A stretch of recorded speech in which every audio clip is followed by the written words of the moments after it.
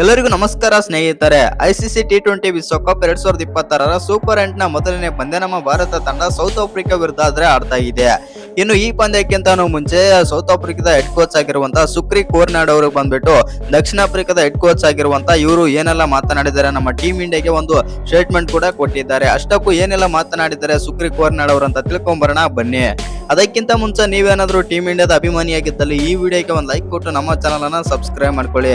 ಹಾಗೆ ನಮ್ಮ ಭಾರತ ತಂಡ ಬಂದ್ಬಿಟ್ಟು ಇವರ ವಿರುದ್ಧ ಗೆಲ್ಲುತ್ತಾ ಇಲ್ವಂತ ಕಮೆಂಟ್ ಮಾಡಿ. ಯಾಕಂತಂದ್ರೆ ಇದು ನಮ್ಮ ಭಾರತ ತಂಡಕ್ಕೆ ತುಂಬಾನೇ ಇಂಪಾರ್ಟೆಂಟ್ ಗೇಮ್. ಆ ಕಾರಣದಿಂದಾಗಿ ಸೌತ್ ಆಫ್ರಿಕಾ ವಿರುದ್ಧ ನಮ್ಮ ಭಾರತ ತಂಡ ಗೆಲ್ಲಲೇಬೇಕು. ಯಾಕಂತಂದ್ರೆ ಈ ಗ್ರೂಪ್ ಅಲ್ಲಿ ಬಂದ್ಬಿಟ್ಟು ಸೌತ್ ಆಫ್ರಿಕಾ ಮತ್ತು ಭಾರತ ಎರಡೂ ತಂಡಗಳು ಕೂಡ ಬಿಗ್ಗೆಸ್ಟ್ ತಂಡಗಳು ಮತ್ತು ಒಳ್ಳೆಯ ಫಾರ್ಮ್ ನಲ್ಲಿ ಇರುವಂತಹ ತಂಡಗಳು. ಆ ಕಾರಣದಿಂದಾಗಿ ದೊಡ್ಡ ಕ್ಲಾಸ್ ಅಂತೂ ಆಗ್ತಾ ಇದೆ ನಾಳೆ. ಆ ಕಾರಣದಿಂದಾಗಿ ಈ ಪಂದ್ಯ ಬಂದ್ಬಿಟ್ಟು ನಮ್ಮ ಭಾರತ ತಂಡ ಮಸ್ಟ್ ವಿನ್ ಗೇಮ್ ಅಂತಾನೆ ಹೇಳ್ಬೋದು. ಇನ್ನು ಇಲ್ಲಿ ಒಂದೇನಪ್ಪ ಅಂತಂದ್ರೆ ಈ ಪಂದ್ಯ ಬಂದ್ಬಿಟ್ಟು ಇದೇ ಫೆಬ್ರವರಿ 22ನೇ ತಾರೀಕು 7 ಗಂಟೆಗೆ ನರೇಂದ್ರ ಮೋದಿ ಸ್ಟೇಡಿಯಂ ಅಹಮದಾಬಾದ್ ನಲ್ಲಿ ಆದ್ರೆ ನಡೀತಾ ಇದೆ. ಇನ್ನು ಈ ಪಂದ್ಯಕ್ಕೆ ನಮ್ಮ ಭಾರತ ತಂಡದ ಪ್ಲೇಯಿಂಗ್ 11 ನಲ್ಲೂ ಕೂಡ ದೊಡ್ಡ ಕೋಲಾಹಲ ಕೂಡ ಶುರು ಆಗಿದೆ. ಹೌದು ಸ್ನೇಹಿತರೆ, ಒಂದ್ ಕಡೆ ಅಭಿಷೇಕ್ ಶರ್ಮಾ ಆಡೋದು ಬೇಡ ಅಂತಂದ್ರೆ ಇನ್ನೊಂದು ಕಡೆಗೆ ತಿಲಕ್ ವರ್ಮಾ ಆಡೋದು ಬೇಡ ಅಂತ ಇದ್ದಾರೆ ಜನರು. ಇದೀಗ ಅಸಿಸ್ಟೆಂಟ್ ಕೋಚ್ ನಮ್ಮ ಭಾರತ ತಂಡದ ಅಸಿಸ್ಟೆಂಟ್ ಕೋಚ್ ಆಗಿರುವಂತಹ ರಾಯನ್ ಟೆನ್ ಅವರು ಬಂದ್ಬಿಟ್ಟು ಒಂದು ಸ್ಟೇಟ್ಮೆಂಟ್ ಕೂಡ ಕೊಟ್ಟಿದ್ದಾರೆ. ಏನ್ ಸ್ಟೇಟ್ಮೆಂಟ್ ಕೊಟ್ಟಿದ್ದಾರೆ ಅಂತಂದ್ರೆ ಸಂಜು ಸ್ಯಾಮ್ಸನ್ ಅವರು ಪ್ರಾಕ್ಟೀಸ್ ಕೂಡ ಮಾಡ್ತಾ ಇದ್ದಾರೆ, ಒಳ್ಳೆ ಪ್ರಾಕ್ಟೀಸ್ ಆದ್ರೆ ಸ್ಟಾರ್ಟ್ ಮಾಡಿದ್ದಾರೆ ಮತ್ತು ನೆಟ್ ಅಲ್ಲೂ ಕೂಡ ಒಳ್ಳೆ ಫಾರ್ಮ್ ಆದ್ರೆ ತೋರಿಸ್ತಾ ಇದ್ದಾರೆ ಸಂಜು ಸ್ಯಾಮ್ಸನ್ ಅಂತಂದು ಒಂದು ಸ್ಟೇಟ್ಮೆಂಟ್ ಆದ್ರೆ ಕೊಟ್ಟಿದ್ದಾರೆ. ಇನ್ನು ಸೂಪರ್ 8ರ ಮೊದಲನೇ ಪಂದ್ಯಕ್ಕಾಗಿ ತಿಲಕ್ ವರ್ಮಾ ಅವರು ಬೆಂಚ್ ಕಾಯ್ತಾರೆ ಮತ್ತು ಅವರ ಜಾಗದಲ್ಲಿ ಸಂಜು ಸ್ಯಾಮ್ಸನ್ ಬಂದು ತಂಡಕ್ಕೆ ಬಲ ತುಂಬುತ್ತಾರೆ ಅಂತಂದು ಹೇಳಿದ್ದಾರೆ ಅಂತಾನೆ ಹೇಳ್ಬೋದು. ಆ ಕಾರಣದಿಂದಾಗಿ ಇದೀಗ ಬಂದ್ಬಿಟ್ಟು ಟೀಮ್ ಇಂಡಿಯಾನು ಕೂಡ ಬಲಿಷ್ಠವಾಗಿ ಕಾಣ್ತಾ ಇದೆ. ಯಾಕಂತಂದ್ರೆ ಹೌದು, ಓಪನರ್ಸ್ ಅಭಿಷೇಕ್ ಶರ್ಮಾ ಇಶಾನ್ ಕಿಶನ್ ಒಳ್ಳೆಯ ಜೋಡಿ. ಆದ್ರೆ ಇಲ್ಲಿ ಒಂದೇನಂತಂದ್ರೆ ಅಭಿಷೇಕ್ ಶರ್ಮಾ ಅವರ ಕಡೆಯಿಂದ ಒಂದೇ ಒಂದು ರನ್ ಕೂಡ ಬಂದಿಲ್ಲ. ಆದ್ರೂ ಕೂಡ ತಿಲಕ್ ವರ್ಮಾನ ಹೊರಗಿಡೋದು ಸ್ವಲ್ಪ ಅವರಿಗೆ ಕೂಡ ಅನ್ಯಾಯ ಆದಂತ ಆಗುತ್ತೆ. ಯಾಕಂತಂದ್ರೆ ನೀವೇ ನೋಡ್ರಿ, ಇಶಾನ್ ಕಿಶನ್ ಮತ್ತು ಅಭಿಷೇಕ್ ಶರ್ಮಾ ಅವರು ಓಪನರ್ ಆಗಿ ಯಥಾ ಪ್ರಕಾರ ಬರ್ತಾರೆ. ಬಂದಾಗ ಇಶಾನ್ ಕಿಶನ್ ಒಳ್ಳೆ ಫಾರ್ಮ್ ಏನೋ ತೋರಿಸ್ತಾರೆ, ಅವ್ರ ಜೊತೆಗೆ ಅಭಿಷೇಕ್ ಶರ್ಮಾ ಕೂಡ ಆಡ್ಬೇಕು. ಆದ್ರೆ ಅಭಿಷೇಕ್ ಶರ್ಮಾ 0ಗೆ ಔಟ್ ಆದಾಗ ಇನ್ನೊಂದ್ ಸೈಡ್ ಇಂದ ಬಂದ್ಬಿಟ್ಟು ತಿಲಕ್ ವರ್ಮಾ ಆದ್ರೆ ಬ್ಯಾಟಿಂಗ್ ಮಾಡಕ್ ಬರ್ತಾರೆ. ಅವಾಗ ಬಂದ್ಬಿಟ್ಟು ತಿಲಕ್ ವರ್ಮಾಗೆ ಮತ್ತು ಇಶಾನ್ ಕಿಶನ್ ಮೇಲೆ ತುಂಬಾನೇ ಪ್ರೆಷರ್ ಆದ್ರೆ ಬಿದ್ದಿರುತ್ತೆ.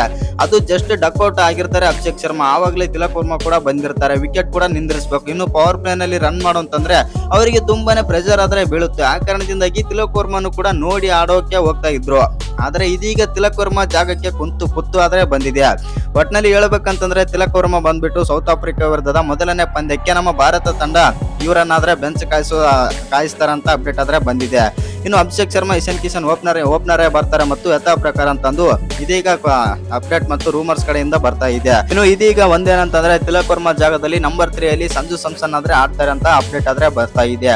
ಹೌದು, ಸಂಜು ಸ್ಯಾಮ್ಸನ್ ಅವರು ತಂಡಕ್ಕೆ ಬರ್ತಾ ಇರೋದು ನಮ್ಮ ಟೀಮ್ ಇಂಡಿಯಾದ ಅಭಿಮಾನಿಗಳಿಗೆ ಆಗಿರ್ಲಿ, ಪ್ರತಿಯೊಬ್ಬ ಕ್ರಿಕೆಟ್ ಫ್ಯಾನ್ಸ್ಗೂ ಕೂಡ ಇದು ಒಂದು ಒಳ್ಳೆ ಪ್ಲೇಯರ್ ಅಂತ ಅನ್ಸುತ್ತೆ. ಯಾಕಂತಂದ್ರೆ ಸಂಜು ಸ್ಯಾಮ್ಸನ್ ಅವರು ಆಡಿರುವ ಪ್ರತಿ ಮ್ಯಾಚ್ ನಲ್ಲೂ ಕೂಡ ಒಳ್ಳೆ ಪರ್ಫಾರ್ಮೆನ್ಸ್ ಮಾಡಿದ್ದಾರೆ. ಆದ್ರೆ ಅಂತ ಹೇಳ್ಕೊಳ್ಳಂತ ಪರ್ಫಾರ್ಮ್ ಆದ್ರೆ ಮಾಡಿಲ್ಲ. ಹೌದು, ಎಲ್ಲ ಬ್ಯಾಟರ್ಗೂ ಕೂಡ ಡೌನ್ ಫಾಲ್ ಆದ್ರೆ ಸ್ಟಾರ್ಟ್ ಆಗುತ್ತೆ.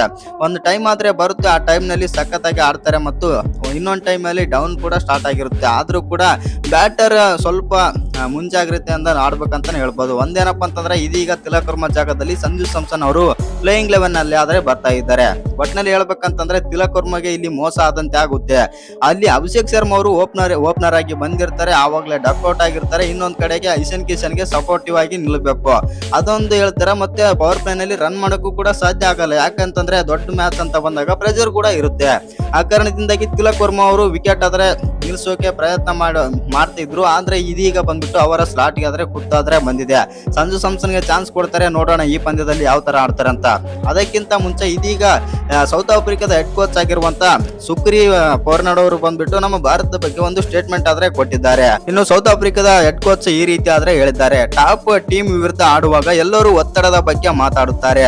ವಾಸ್ತವದಲ್ಲಿ ಆ ಟಾಪ್ ತಂಡವು ಒತ್ತಡದಲ್ಲಿ ಇರುತ್ತೆ ಮತ್ತು 3 ಪಂದ್ಯಗಳಲ್ಲಿ ಡಕ್ಔಟ್ ಆದ ಆಟಗಾರ ತಂಡದಲ್ಲಿ ತನ್ನ ಸ್ಥಾನ ಒತ್ತಡದಲ್ಲಿ ಕೂಡ ಆಡುತ್ತಾನೆ. ಆ ಕಾರಣದಿಂದಾಗಿ ಅಭಿಷೇಕ್ ಶರ್ಮಾ ಇವರು ಡೈರೆಕ್ಟ್ ಆಗಿ ಹೇಳಿರೋದು ಯಾರಿಗೆ ಅಂತಂದ್ರೆ 3 ಬಾರಿ ಡಕ್ಔಟ್ ಆಗಿದ್ದಾನೆ ಅಂತಂದ್ರೆ ಸೀದಾ ಡೈರೆಕ್ಟ್ ಆಗಿ ಅಭಿಷೇಕ್ ಶರ್ಮಾ ಅವರಿಗೆ ಹೇಳಿದ್ದಾರೆ. ಅಭಿಷೇಕ್ ಶರ್ಮಾನು ಕೂಡ ಈ ಪಂದ್ಯದಲ್ಲಿ ಸ್ಟ್ರಗಲ್ ಆದ್ರೆ ಮಾಡ್ತಾರೆ ಮತ್ತು ಖಂಡಿತವಾಗಿ ಅವರ ಮೇಲೆ ಪ್ರೆಷರ್ ಆದ್ರೆ ಇರುತ್ತೆ. ಆ ಪ್ರೆಷರ್ ಅನ್ನು ಬಂದ್ಬಿಟ್ಟು ನಾವು ಯೂಟಿಲೈಸ್ ಆದ್ರೆ ಮಾಡ್ಕೊಳ್ತೀವಿ ಅಂತಂದು ಇದೀಗ ಸೌತ್ ಆಫ್ರಿಕಾದ ಹೆಡ್ ಕೋಚ್ ಆಗಿರುವಂತಹ ಸುಕ್ರಿ ಕೋರ್ನಾಡ್ ಅವರಾದ್ರೆ ಹೇಳಿದ್ದಾರೆ. ಒಟ್ಟಿನಲ್ಲಿ ಹೇಳ್ಬೇಕಂತಂದ್ರೆ ನಮ್ಮ ಭಾರತ ತಂಡ ಸೌತ್ ಆಫ್ರಿಕಾ ವಿರುದ್ಧ ಆದ್ರೆ ಸೋಲುತ್ತೆ ಅಂತಂದು ಇಂಡೈರೆಕ್ಟ್ ಆಗಿ ಹೇಳಿದಂತಾಗಿದೆ ಅಂತಾನೆ ಹೇಳ್ಬೋದು. ಇನ್ನು ನಿಮ್ಮ ಪ್ರಕಾರ ನಮ್ಮ ಭಾರತ ತಂಡ ಸೌತ್ ಆಫ್ರಿಕಾ ವಿರುದ್ಧ ಗೆಲ್ಲುತ್ತೆ ಅಲ್ವಾ ಅಂತ ಕಮೆಂಟ್ ಮಾಡಿ. ಇನ್ನು ಈ ವಿಡಿಯೋ ಇಷ್ಟ ಆಗಿದ್ರೆ ಒಂದು ಲೈಕ್ ಮಾಡಿ, ಶೇರ್ ಮಾಡಿ, ಹಾಗೆ ಇನ್ನು ಯಾರ ಚಾನಲ್ಗೆ ಸಬ್ಸ್ಕ್ರೈಬ್ ಮಾಡ್ಕೊಂಡಿಲ್ಲ ಸಬ್ಸ್ಕ್ರೈಬ್ ಮಾಡ್ಕೊಂಡು ಬೆಲ್ ಐಕನ್ ಅನ್ನ ಆಲ್ ಇಟ್ಕೊಳ್ಳಿ. ಹಾಗೆ ಮರಿದೆ ವಿಡಿಯೋ ಒಂದು ಲೈಕ್ ಕೊಡೋದನ್ನ ಕೂಡ ಮರಿಬೇಡಿ. ಯಾಕಂತಂದ್ರೆ ICC T20 ವಿಶ್ವಕಪ್ ನ ಎಲ್ಲ ಅಪ್ಡೇಟ್ ಆದ್ರೆ ಕೊಡ್ತಾ ಇರ್ತೀನಿ ಮತ್ತು IPL ಅಪ್ಡೇಟ್ ಕೂಡ ಕೊಡ್ತಾ ಇರ್ತೀನಿ. ಆ ಕಾರಣದಿಂದಾಗಿ ಚಾನಲ್ಗೆ ಒಂದು ಸಬ್ಸ್ಕ್ರೈಬ್ ಮಾಡ್ಕೊಳ್ಳೋದು ಮರಿಬೇಡಿ.